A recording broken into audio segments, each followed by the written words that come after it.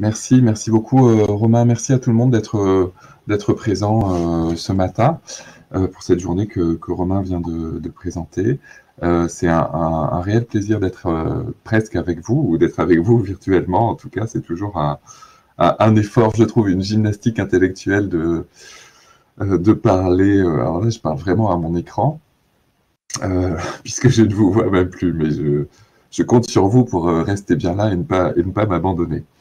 Je voudrais d'abord remercier à nouveau Romain et Régine du CRECEB, Florence Massa de la région Bretagne, qui ont vraiment aidé à l'aboutissement de cette petite journée. Finalement, on va se voir une matinée, mais sur le principe, je trouve ça vraiment, j'allais dire sympathique au sens informel, puisque c'était ça qu'on voulait essayer de faire un échange assez informel, hein, où il y a des espaces de discussion, on voulait faire des ateliers. Cette journée était programmée en mars 2020, ou fin mars, je crois, et donc voilà, ça a été le crash. Donc impossible de faire cette journée qu'on a repoussée. Ça a été vraiment difficile, mais tout le monde a connu ça. Merci aussi aux intervenants que je présenterai aussi tout à l'heure, mais on vous a sollicité plusieurs fois et vous êtes toujours présents et j'espère que tout sera intéressant. Que ça intéressera bien tout le monde. Évidemment, je remercie aussi donc formellement l'Agence de l'eau Loire-Bretagne et la région Bretagne, hein, qui ont contribué au financement du programme Morpheus. Que je vais vous présenter aujourd'hui. Soit dit en passant, cette journée aujourd'hui ne coûte pas grand-chose, à part du temps humain quand même, et puis un peu d'énergie pour nos machines, pour nous connecter. On commence cette journée avec, c'est vrai, le programme Morpheus, parce que l'idée au départ, c'était de finaliser un peu ce programme Morpheus et puis de faire un retour à destination de différents publics, hein. Vous voyez, il y a des institutions, il y a des collègues enseignants-chercheurs et des collègues aussi, finalement, techniciens rivières ou chargés de missions milieu aquatique qui sont présents. Alors, je vais garder le terme de technicien rivière dans son acceptation générique, j'y reviendrai plus tard, pour faciliter le propos et pas répéter à chaque fois technicien rivière ou technicienne rivière, chargé de mission milieu aquatique, chef de projet rivière, etc. etc. Cette première présentation, donc, c'est un programme de recherche donc, qui s'appelle Morpheus. Certains d'entre vous ont déjà entendu parler parce que c'est un programme qui a débuté en 2017. Et qui s'intéressait, comme vous pouvez le lire, aux techniciens rivières eux-mêmes, au départ au projet de restauration dans leur ensemble, et finalement on a ciblé le technicien rivière ou les techniciens rivières parce qu'on jugeait qu'ils étaient au cœur de ces projets de restauration et qui pouvaient nous aider évidemment à bien comprendre, à bien penser ce qui se passait durant ces projets de restauration, avec trois mots-clés sur la légitimité, la reconnaissance et la formation que je vais développer petit à petit. Alors voilà ce projet Morpheus. Donc je vous ai déjà rappelé les financeurs. J'aurais pu aussi mentionner l'appui de mon unité de recherche, hein, l'unité CNRS Espace et Société, qui est une unité, disons, basée dans le Grand Ouest, hein, sur plusieurs sites. Et on a régulièrement des collègues qui sont venus m'appuyer. Et on a aussi bénéficié de séminaires de recherche ensemble. L'objectif du programme, comme vous pouvez le lire, c'était de comprendre les logiques d'action des porteurs de projets de restauration hydromorphologique. On a cherché à analyser leurs pratiques professionnelles, avec qui ils interagissaient, comment ils se positionnaient dans les institutions, comment ils se représentaient eux aussi, le territoire, et surtout la pratique de leur métier. Avec une méthodologie assez, je crois, assez originale, enfin, qui, en tout cas, assez importante pour moi et puis pour les membres du projet, et qui est reflétée finalement par l'image que vous voyez à côté, hein, une recherche collaborative, où ce n'est pas uniquement les chercheurs qui sont allés poser des questions et qui ont réfléchi dans leur coin, si vous me permettez cette caricature, mais on a mobilisé des ateliers avec finalement principalement des techniciens rivières et des chercheurs. L'idée, c'était vraiment de construire ensemble ce programme de recherche. Alors, on est parti d'une thématique générale hein, sur les projets de restauration, mais on a essayé d'élaborer la problématique, le fil conducteur en réfléchissant ensemble et en écoutant les techniciens rivières qui avaient la parole dans les ateliers. Pourquoi les techniciens rivières? Au départ, voilà, l'idée c'était de se dire le projet de restauration hydromorphologique, on peut l'aborder, en tout cas, c'est vrai que je ne l'ai pas annoncé, mais je suis sociologue, hein, donc on peut l'aborder du point de vue des sciences sociales, ou de la sociologie, ou disons des sciences sociales, de différentes manières, hein, notamment les points abordés ici, les processus de négociation en eux-mêmes, hein, comment on va négocier avec les riverains ou avec les élus aussi, ou lors des formats de réunions publiques, l'analyse du contrat territorial qui mobilise aussi beaucoup d'acteurs, beaucoup de réglementations, beaucoup d'expertise, le projet de territoire, qui est aussi voir comment le cours d'eau, évidemment, s'inscrit dans un projet de territoire lui-même qui est rattaché à une diversité d'éléments qui définissent ce projet de territoire, le contexte socio-culturel, géomorphologique et paysager, pour voir aussi comment ce cours d'eau ou ce projet de restauration est juste un élément du contexte socio-culturel, du paysage, un élément du cours d'eau. Ou alors, on pouvait aussi interroger le technicien de rivière comme opérateur de ce projet de restauration et comme médiateur avec à la fois avec l'ensemble des autres acteurs, et c'est le choix qu'on a fait ici. Ça a été le premier point. Ça a été le premier point. Et on voulait s'intéresser, vous voyez ici, à l'analyse de référentiel. Ce que j'entends par référentiel, c'est finalement quelle forme d'argumentation on mettait en avant, était mise en avant dans les projets de restauration. Habituellement, et ça c'est plutôt un aspect théorique, hein, si vous voulez, enfin c'est pas si vous voulez, c'est plutôt un aspect théorique, on différencie trois grandes dimensions. Une dimension scientifique, une dimension donc, scientifique qui renvoie à l'expertise technique, hein, avec le technicien rivière par exemple, c'est sa formation en lien avec la gestion des cours d'eau, ou plutôt la gestion technique des cours d'eau. La dimension politique, ici ça renvoie notamment à l'ensemble de la réglementation, hein.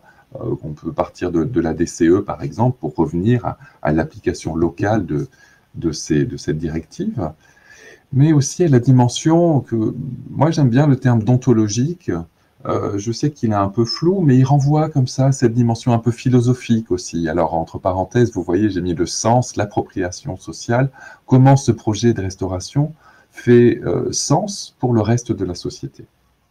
Et ce qu'on regarde, ce qu'on observe habituellement, et pas que sur les projets de restauration, hein, c'est qu'il y a une trop grande importance donnée aux seules dimensions expertes et réglementaires. Ça se passe aussi sur d'autres travaux, par exemple sur la définition des trames vertes, dans les stratégies régionales de trames vertes, là, ou dans la définition des trames vertes dans les parcs régionaux, dans les parcs naturels régionaux, on a vu que c'était surtout les dimensions expertes et réglementaires qui prenaient le dessus sur les autres dimensions et qu'on donnait peu de place à cette dimension donc ontologique ou symbolique. Et moi, mon projet, mon ambition dans ce projet Morpheus, c'était de rappeler qu'il fallait prendre en compte les trois dimensions. Et que c'est en prenant en compte ces trois dimensions, techniques évidemment, et politiques et réglementaires, mais aussi sociales, que la gestion de l'eau, elle peut répondre à la diversité des attentes projetées par la science, la politique et la société. Alors pour faire ça, justement, on a travaillé, on a proposé ça comme point de départ aux collègues chercheurs et aux techniciens rivières durant les premiers ateliers.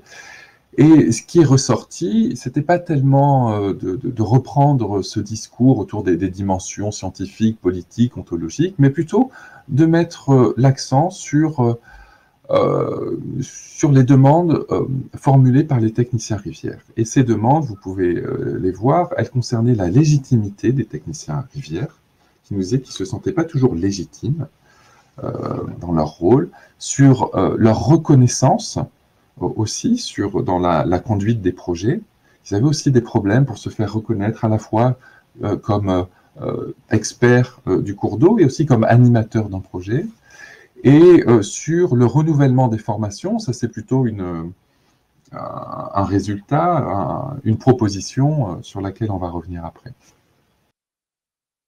Donc, je vais vous présenter ces 3 points, légitimité, reconnaissance et formation, mais je vais aussi vous dire quelques mots des 3 terrains principaux sur lesquels on a travaillé et qui vont de toute façon me servir à illustrer les points suivants. Donc, je vous disais qu'on avait travaillé avec des ateliers et on avait aussi ciblé des terrains. J'ai cette diapositive, pardon. Donc des ateliers participatifs, c'est la même photo, et puis des études de cas qu'on a définies ensemble. Alors en fait, il y avait un peu plus d'études de cas, hein, mais il y a quand même 3 études sur lesquelles on a particulièrement travaillé, que je vais détailler, qui étaient en Bretagne, donc, et qui nous ont permis à chaque fois aussi d'alimenter les ateliers. On revenait... on recréait ces ateliers pour partager les premiers résultats sur ces terrains. Donc, un premier terrain, c'était la Rance des Falins, donc au nord de l'île-et-Vilaine, avec, est-ce que, je ne sais pas si vous voyez ma petite flèche, que j'ose pas trop modifier mon Si, on la voit, Philippe, a priori. Merci. Vous voyez ici, il y avait le projet, c'était la remise en eau de la vieille Rance. Voilà. Finalement, il y avait la Rance chenalisée, qui est en pointillé, et la vieille Rance était, je ne vais pas dire abandonnée, mais en tout cas délaissée, et donc il y avait le projet consistait à refaire un ouvrage répartiteur pour mieux alimenter la vieille Rance, tout en répondant aux contraintes techniques liées au barrage de Rofemel ici. Voilà, donc on a appelé ça un enjeu de reconquête, que c'est affiché là-haut dans le titre, parce qu'il fallait finalement reconquérir, vous voyez, ce territoire, c'est l'image qu'il y a en bas, cette Rance un peu abandonnée, voilà, il fallait se la réapproprier. Le deuxième terrain concernait le bassin de la Flume, et puis on a travaillé avec Laetitia Citeau, qui prendra la parole tout à l'heure aussi. Et ici, on voit qu'on est dans un territoire assez complexe finalement. On est juste à côté de Rennes, hein. Rennes est juste ici sur la carte de gauche, si vous voyez toujours ma souris.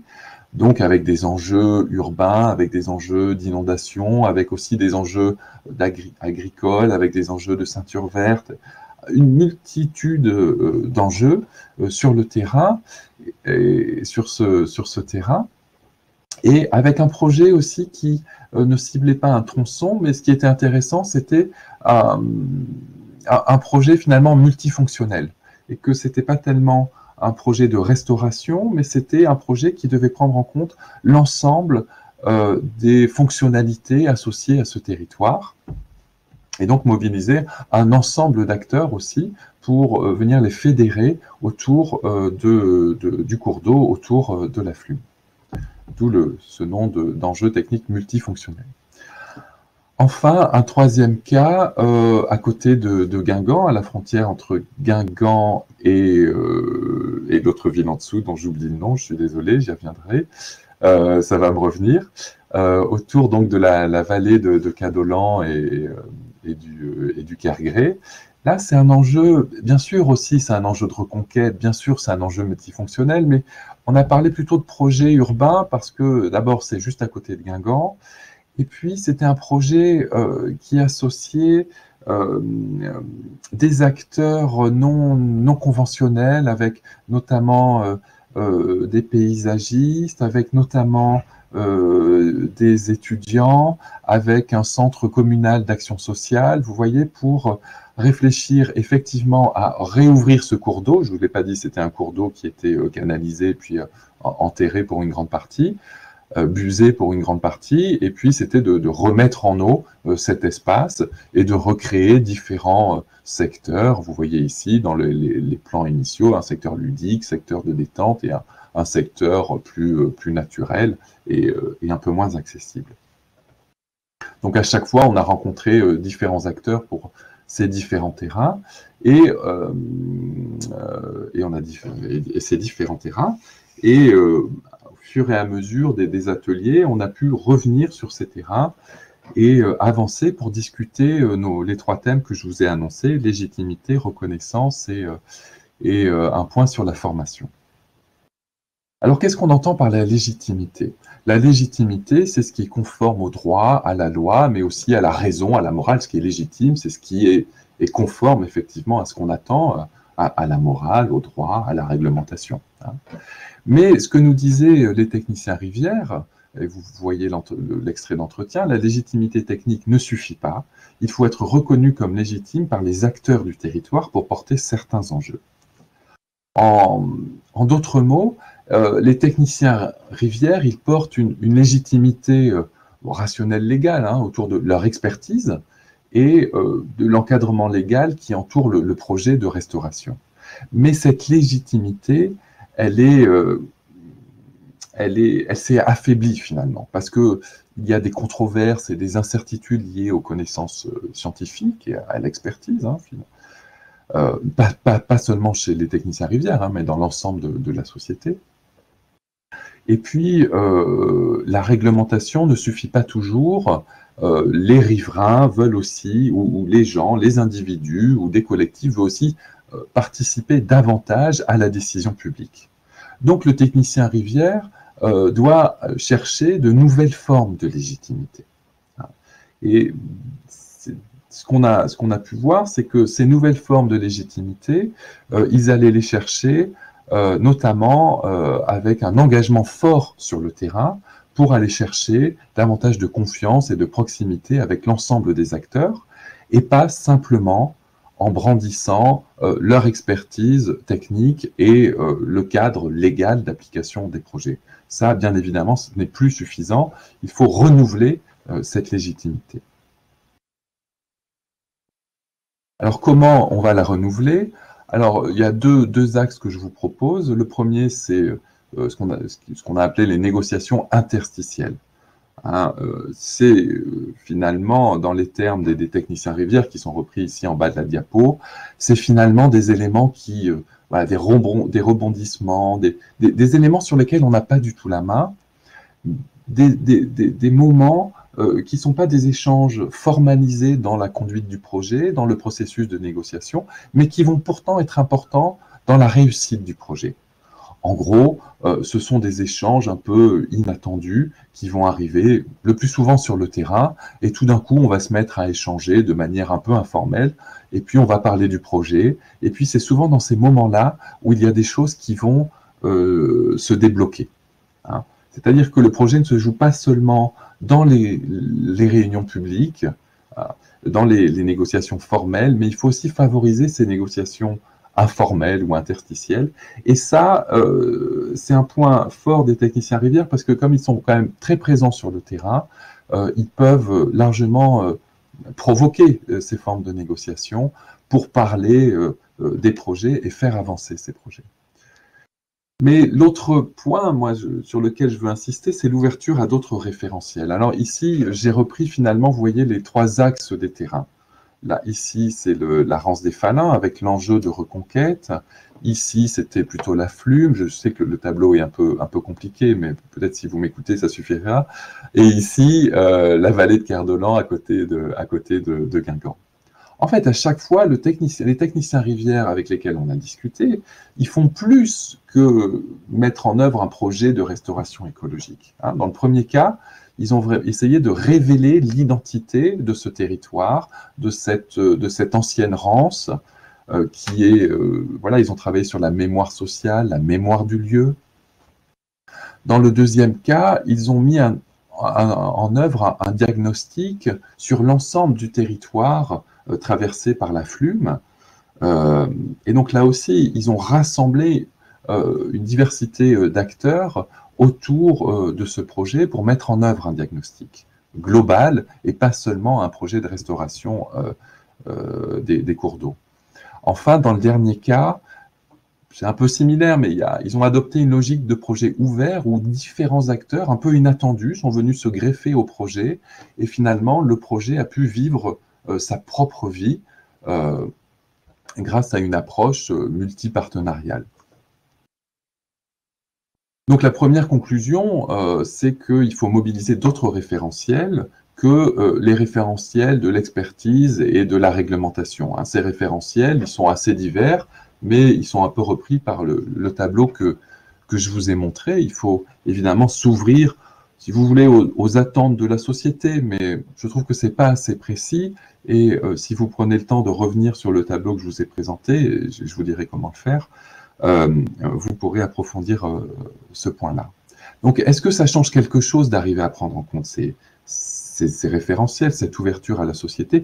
Oui, ça change quelque chose, et je crois que ça change aussi le technicien Rivière lui-même et ses modalités de travail, parce que justement, il ne va pas se limiter à sa seule expertise technique et réglementaire, mais il va s'ouvrir à une réelle conduite de projet, qui va, ce qu'il fait déjà, mais je veux dire, il faut insister sur cette réelle ouverture à la conduite de projet, qui va lui redonner de la légitimité, et qui va le questionner également sur le deuxième point que je voulais aborder, la question de la reconnaissance. Cette reconnaissance, nous disaient les techniciens Rivière, elle est importante parce qu'il faut reconnaître certes le travail réalisé sur le cours d'eau, mais aussi la négociation et les ajustements avec les différents acteurs. Finalement, tous les processus que je viens d'évoquer avec vous déjà. Or, le temps passé à la concertation et à l'accompagnement est aussi important que les actions en elles-mêmes, nous rappelle ici un technicien Rivière dans un des ateliers qu'on a menés. Effectivement, ce temps passé à la concertation et à l'accompagnement est énorme. Je pense même qu'il prend plus de temps d'ailleurs que l'action de restauration elle-même, qui est finalement l'aboutissement du projet. Alors, qu'est-ce qui fonde réellement cette reconnaissance? Est-ce que c'est l'aboutissement de la restauration? Est-ce que c'est la concertation? Est-ce que c'est peut-être aussi la capacité à ajuster le projet en fonction des interactions avec différents acteurs? Ce qu'on voit, c'est que les techniciens Rivière ont dans les ateliers, ils nous ont montré une réelle et puis dans les entretiens individuels qu'on a menés avec eux, ont vraiment mis en avant la volonté, la nécessité de se former, de dépasser cette expertise technique et réglementaire pour y associer davantage des compétences en termes de conduite de projet. Ils doivent se former dans cette conduite de projet justement pour prendre en compte, je reviens à ce terme de référentiel, mais la diversité donc des attentes de la société, des valeurs, des usages, des référentiels associés au projet de restauration des cours d'eau. Mais ça, c'est pas si simple parce que ça va générer des tensions que je vais essayer de vous expliquer à travers ce schéma. Le technicien Rivière ou la technicienne Rivière va s'appuyer initialement sur son référentiel technique et réglementaire, sur son expertise, là où il tire sa légitimité initiale en fait. Le technicien Rivière, c'est un spécialiste des cours d'eau et puis disons de la réglementation associée à ces cours d'eau et des enjeux politiques associés à ces cours d'eau. Mais pour mener son projet, c'est ce que je vous ai dit, il va s'ouvrir davantage aux référentiels que j'ai appelés ici locaux, c'est-à-dire il va s'impliquer sur le terrain, il va revenir par exemple sur l'histoire de la vieille Rance dans le cas de la Rance des Falins, sur le diagnostic général dans le cas de la Flume, sur l'approche multi-acteurs dans le cas de la vallée Cadolan, et il va favoriser des espaces de participation. Et c'est là qu'il va gagner en reconnaissance d'ailleurs, puisque c'est là qu'on va le reconnaître non pas seulement comme un technicien expert, mais comme quelqu'un qui anime un projet, et qui va être reconnu dans ce territoire, qui va être reconnu comme l'animateur d'un projet. Donc il va développer des approches participatives, il va mobiliser des structures socio-politiques locales, et peu à peu le projet gagne en complexité, et je trouve parfois que les projets d'ailleurs sont vraiment très, très complexes et mobilisent un trop grand nombre d'acteurs. Mais je vous dis ça parce que je ne suis pas le seul à le penser. On a bien vu en discutant avec les techniciens Rivière que la complexité croissante du projet est un problème aussi pour les techniciens Rivière qui peut le conduire à revenir finalement à se protéger et à revenir à sa seule légitimité d'expert au détriment de la logique globale de la conduite du projet. Ce que je veux dire par là, c'est que Il va au départ peu à peu quitter sa casquette d'expert pour prendre la casquette d'animateur de projet. Mais c'est pas si simple que ça d'être animateur de projet. Et qui plus est, il doit aussi amener à la transformation du cours d'eau, à la restauration du cours d'eau. Donc, c'est difficile d'être à la fois un expert qui porte une ambition pour la restauration du cours d'eau et un animateur de projet qui doit être un peu neutre normalement. Donc, la proposition, c'est qu'il faut justement renforcer la capacité de gestion de projet des techniciens rivières, mais aussi leur reconnaissance dans ce domaine de gestion de projet auprès des acteurs. Il faut également que ces techniciens rivières soient davantage reconnus par les différents acteurs comme des animateurs d'un projet, qu'on reconnaisse leur double casquette, que eux, ils soient en mesure de l'assumer, mais que les acteurs avec qui ils collaborent reconnaissent ça aussi. Et c'est pas si simple parce que ça demande finalement au technicien rivière de sortir de son rôle. Tout s'est un peu effacé, mais ça lui demande de sortir de son rôle de seul expert. Hein. Il faut qu'il soit à la fois expert et animateur.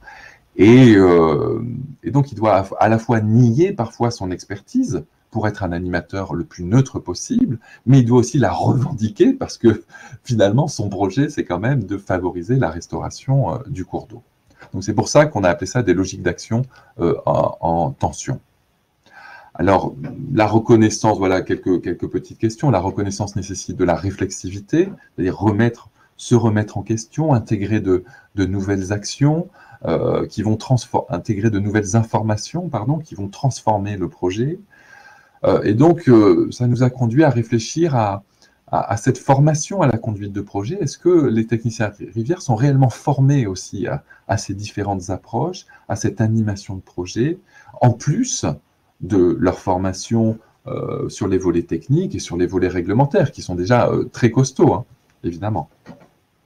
Et puis, comment aussi ils partageaient ces expériences? Parce que finalement, lors des ateliers qu'on a menés au sein de Morpheus, on voyait que ces techniciens rivières, enfin, on voyait, et ils le disaient eux-mêmes, ils étaient ravis aussi de partager leur expérience, de pouvoir raconter leurs difficultés, leur succès aussi, évidemment, leur réussite, mais aussi leurs difficultés pour animer ces projets et pour gérer cette double casquette.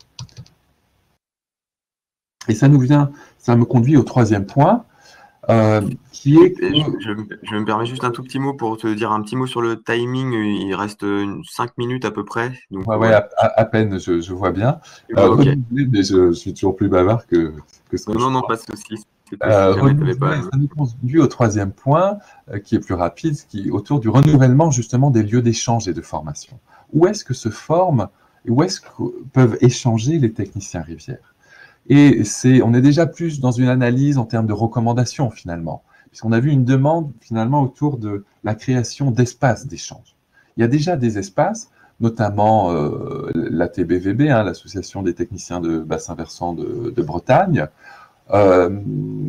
mais qui reste un peu trop technique, qui aborde peu les sujets autour de la conduite de projet. Il me semble, ce serait à creuser, parce qu'on n'a pas trop creusé ce point, on pourra en débattre ensemble. Ou créer des espaces de type des ateliers Morpheus qui ont... il y a eu une demande d'ailleurs des techniciens rivières qu'on renouvelle un peu ces ateliers. On va y réfléchir d'ailleurs. En tout cas, il y a besoin de créer des espaces d'échange des pratiques professionnelles autour de ce que je vous ai annoncé sur la légitimité et sur la reconnaissance. Il faut aussi faire évoluer et faire connaître les formations proposées. Dans le cas de... Enfin, je ne vais pas le citer, mais dans un des... moi, j'avais parlé avec un des techniciens rivières qui s'était formé à la conduite de projet et ça lui avait permis d'assumer pleinement cette nouvelle compétence et de se reconnaître à la fois comme un technicien rivière avec son expertise technique et réglementaire et à la fois comme un animateur de projet. Sous-entendu, il se sentait peu outillé quand il avait pris son poste, sur cette conduite de projet, il avait besoin d'être davantage formé. Donc, il faut aussi renforcer ces formations et les faire connaître. Alors, j'ai mis le CNFPT, le Centre national de formation de la fonction publique territoriale, qui propose des catalogues de formation. J'ai mis le CRECEB, parce que je suis certain que le CRECEB aussi est porteur de ces enjeux-là, hein, de formation, d'appuyer les techniciens rivières pour qu'ils se forment davantage. Euh, il faut aussi, et c'est ce qu'on va voir aujourd'hui, garder un lien avec la formation initiale. Les techniciens rivières peuvent s'impliquer dans les formations initiales, je pense aussi, pour reprendre pied aussi avec l'actualité de la formation des techniciens rivières aujourd'hui, mettre à plat, c'est l'occasion pour eux de mettre à plat les difficultés qu'ils rencontrent et aussi les atouts de la conduite de projets de restauration. Et puis, les centres de formation peuvent être porteurs de journées d'échange ou de formation qui peuvent bénéficier à la fois aux formateurs, hein, qui continuent d'être en lien avec les techniciens rivières. Évidemment, c'est un plus, je pense, pour les techniciens rivières, et puis c'est un plus pour les futurs étudiants, pour les futurs techniciens rivières, pardon. Mais ça, on le verra finalement dans la deuxième partie de cette matinée, avec les formateurs qu'on a invités justement pour qu'ils nous parlent de ça. Et puis, on peut aussi réfléchir au référentiel métier du technicien rivière, parce que moi, j'y vois un certain paradoxe entre les différents éléments de ce référentiel. Il faut peut-être donner davantage de place aux enjeux sociaux de la conduite de projet dans les fiches de poste et renforcer la formation professionnelle sur les compétences à approfondir en lien avec les expériences de terrain. Ce que je veux dire dans cette phrase un peu longue, c'est que finalement, il faut peut-être revoir le référentiel métier des techniciens rivières, qui est comment trouver, mais je n'ai pas la bonne solution, mais comment trouver un équilibre entre les compétences autour de l'expertise technique des cours d'eau, autour de l'expertise réglementaire et autour de la conduite de projet et de l'animation des projets et du dialogue avec l'ensemble de la société ou des acteurs concernés par la restauration des cours d'eau dans le cadre de la restauration. Comment faire peut-être pour mieux équilibrer ces référentiels métiers. Alors, en conclusion, oui, j'avais mis, donc je vous ai abordé ces 3 points autour de voilà, la légitimité, la reconnaissance et la formation qu'on a creusé dans le cadre du projet Morpheus et que j'ai essayé de vous présenter ce matin. Ce que j'ai remarqué aussi, c'est peut-être qu'il faut, vous voyez le premier point, former les chercheurs à mieux communiquer. Vous ne voyez pas, mais je baisse un peu les yeux en disant ça, parce que je trouvais que dans cette présentation, je demandais beaucoup de choses aux techniciens rivières et que j'étais peut-être pas toujours clair, et qu'il fallait aussi que les chercheurs, puisqu'on parlait d'une recherche collaborative, eux aussi se forment davantage à la communication avec l'ensemble de leurs collaborateurs, de leurs partenaires. C'était le premier point. Mais je voulais le dire quand même parce que c'est important. C'est pas que aux techniciens de rivière de faire des choses. Le deuxième point dans cette conclusion, c'est qu'on a réalisé des fiches qui seront peut-être plus précises que cette présentation. On a réalisé 3 fiches. Alors malheureusement, on a pris du retard, mais c'est moi qui ai pris du retard, malgré l'appui, encore une fois, de Romain Pansard et de Florence Massa pour la réalisation de ces fiches. 3 fiches, justement, qui reprennent ces thèmes, peut-être de manière plus explicite d'ailleurs, puisqu'elles ont été relues par Romain et par Florence, et qui m'ont chaque fois poussé à mieux préciser ce que j'entendais par les termes que j'ai mobilisés autour de la légitimité. Donc vous voyez les titres, je vous laisse les lire. Sur la légitimité, sur l'animation de projet et sur les lieux d'échange et de formation. Donc ces 3 fiches, elles sont en train d'être finalisées. Elles sont, j'espère, assez didactiques, je crois que c'est le terme qu'on dit. Elles sont assez découpées, assez bien faites, je crois. Et voilà, je ne les ai pas finies pour cette présentation aujourd'hui, mais ça sera l'occasion de vous relancer. Elles vont être prêtes sous peu, d'ici fin juin largement. Et elles ont vocation à être diffusées, appropriées et peut-être discutées à chaque fois. Donc il y a un thème sur, à savoir justement revenir sur les termes mobilisés, repartir des situations rencontrées lors du programme Morpheus et surtout par les techniciens rivières, une analyse, des propositions et puis des modalités de mise en œuvre de ces propositions. Le troisième point de ma conclusion, c'est réfléchir à prolonger ou à initier des ateliers et des lieux d'échange avec l'appui du CRECEB, la TBVB. J'ai vu qu'il y avait un appel aussi à projet de la région Bretagne pour des recherches participatives.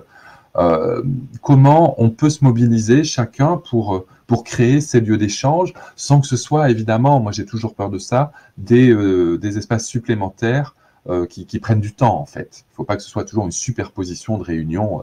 Il y a déjà des lieux d'échange qui existent, peut-être qu'ils sont suffisants et qu'il faut peut-être les modifier à la marge. Et enfin, dialoguer avec les acteurs impliqués, dont les centres avec un S de formation, Et c'est ce qu'on va faire, pas que les centres de formation, d'autres collègues chercheurs également, et puis vous-même qui pourrez prendre la parole ce matin.